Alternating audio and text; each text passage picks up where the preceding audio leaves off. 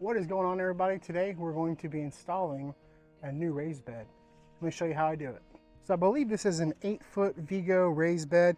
We're going to be installing it right here. This area doesn't get a ton of sunlight, but it does get like the afternoon to evening. So I'm thinking, since it's a short bed, I'm going to be planting some herbs that when it starts warming up won't really like the sun that much, and then also some squash to get some squash planted here. I don't have a lot of room for squash. I'm doing tomatoes. I'm rotating my beds this year and not doing stuff in the same spot over and over again. So I want to do some squash right here. I get enough sun over here that my tomatoes do okay. So we're going to see how the squash do, and maybe even some herbs once it gets really hot. But we'll see how this goes. For now, I went ahead and scraped up the area. I got the bed put together a while ago. It's just been sitting there. We're going to be putting down a layer of cardboard first, and then we're going to fill it up with, these are pine bark chunks, pine bark nuggets. I'll show you all here in a second, but first let's go ahead and get the bed put in place.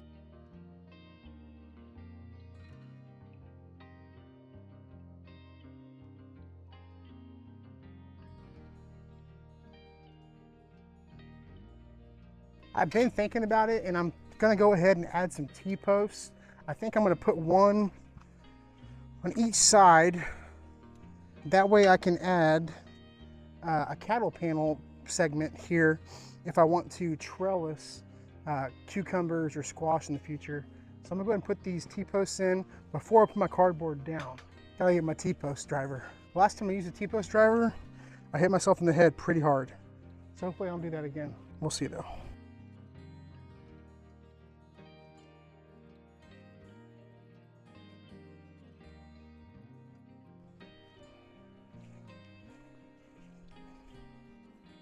All right, so we got the T-post is driven in.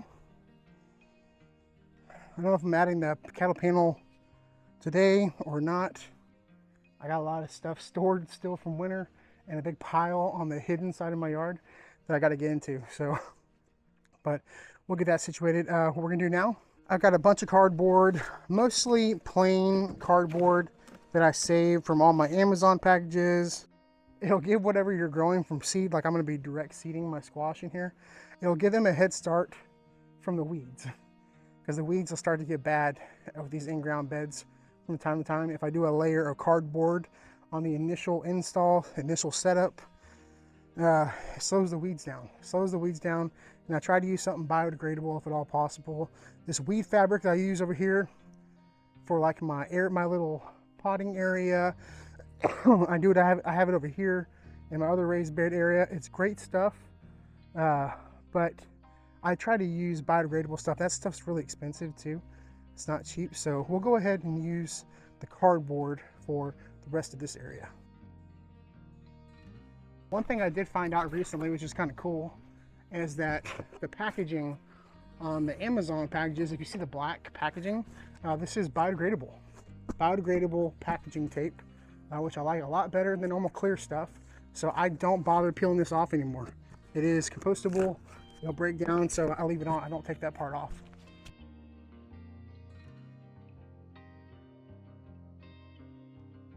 All right, so you see what we're doing. We're making a lasagna here. We're making like a pizza. Pizza's got toppings, so when we start to raise these beds off, we're making a lasagna. We got layers, so that's our bottom layer. We got cardboard. The next layer we're gonna be using is this pine bark nugget. This is some cheap brand I get from Lowe's, Timberline pine bark nuggets. I think I pay $3.50 for all the 2 cubic feet, which I got 7 bags. I know we're not gonna need all this. I just got enough to where I thought that we would have more than enough. The rest I'll use in my greenhouse, or I have another raised bed project that I gotta get filled. So never gonna go to waste. So we'll do about, I wanna say maybe halfway with these pine bark nuggets. The reason I do the pine bark nuggets, it kind of goes on the huiculture method, but really it's on the like save money method, because if you fill up an entire bed, it's gonna cost you so much money.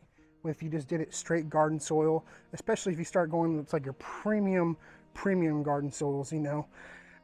So I do my bottom layer after I add the cardboard with some logs, sticks, whatever. In this case, we're going to be using these pine bark nuggets, which I really like. I used them last year and they turned out really nice. All right, I'll show you what I'm talking about. So these are, it's not pine bark mulch, these are pine bark nuggets. So you got big pieces, kind of like what you see like in a playground, like what they used to put in playgrounds. I don't know if they do now, but this is good stuff. It's gonna take a lot of space. It is gonna sink over time, but what we're putting here, squash, we'll maybe have in here for 3 months or so, and then we'll be pulling it up and topping it off and moving on to the next crop. So it'll be perfectly fine. I always have to top off my raised beds. It's no different.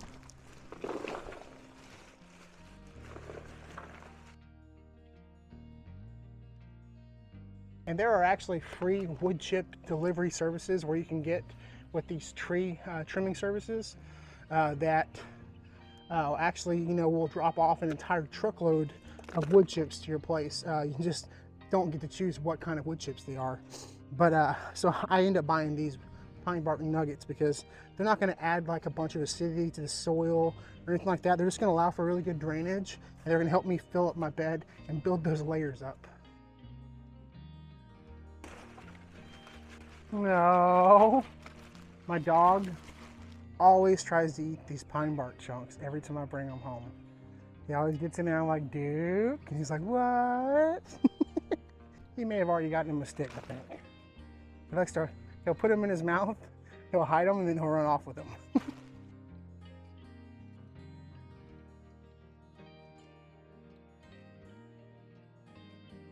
All right, so we got our bed filled up halfway about with the pine bark nuggets.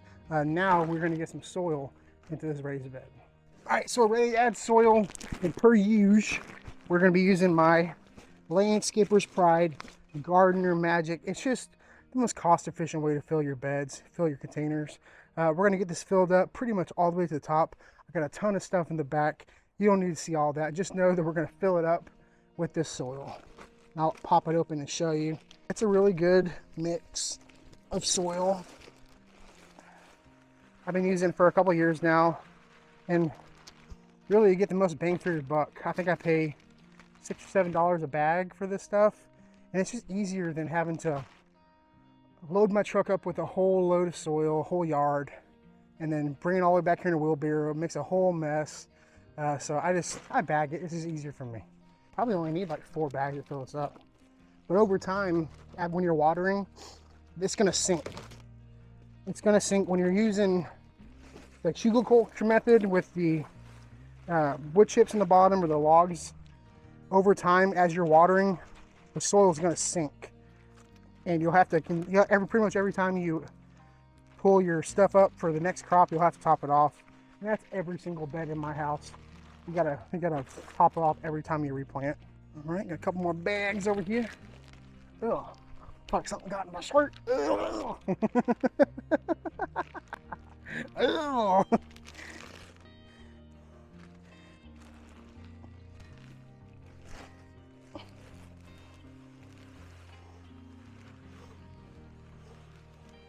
Like I said, we're gonna be doing squash in this bed. To my knowledge, my wife has the final say. Well, she says I have all the say. She has the say because she's the biggest squash eater in the house. Squash and zucchini. We actually have a cool thing we're gonna do this year. David's Garden Seeds was selling a mixture of summer squash and zucchini. And so it's just a mix, and you throw a bunch of them in there. It could be tatumi, it could be 8-ball, it could be yellow squash, golden squash, dark zucchini, it could be anything. It's a mystery bundle. Everybody likes a little mystery in their life. Hey. So we'll get this all spread out, and I got one more thing we're gonna add. Something new I've never tried before.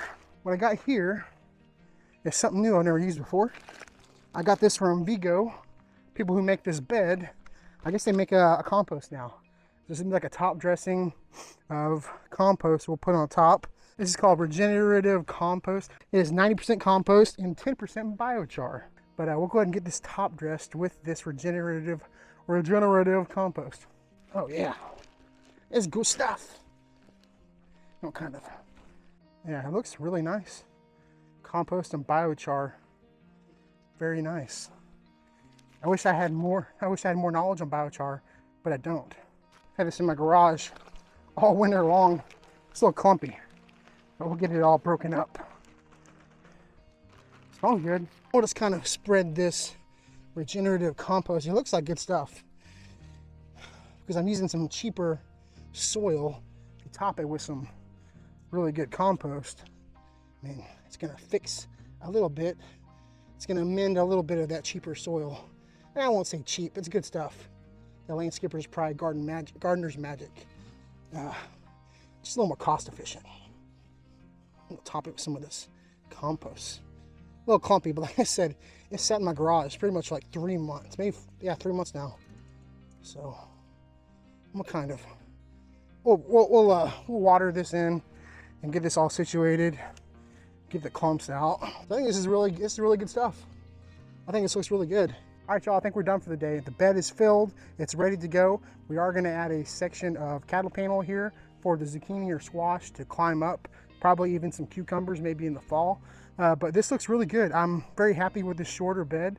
Most of my beds are 17-inch tall. This is a 10-inch tall, but we will do a follow-up video with this bed once we start planning, getting the cattle panel set up. Hope y'all enjoyed this video. Hope this helps y'all when you start filling your raised beds, getting ready for spring. If you have any questions, comments, anything like that, make sure you subscribe and leave a comment down below, and I'll see you on the next video.